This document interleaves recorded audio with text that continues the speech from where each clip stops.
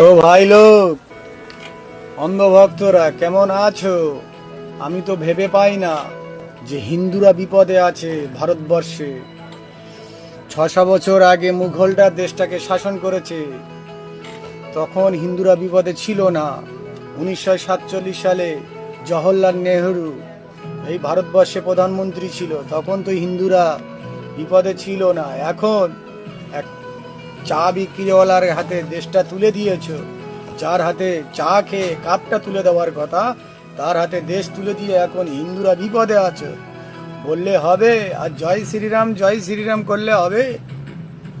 দেশটা তো শেষ করে দিয়েছো।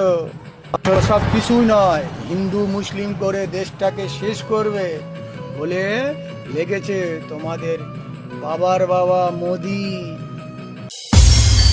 कबो केसिया उड़ा देलू, कबो कनखी दबा देलू, रानी हो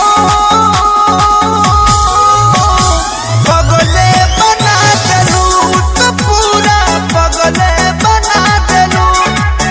हाँ पगले बना देलू, तो पूरा पगले बना देलू।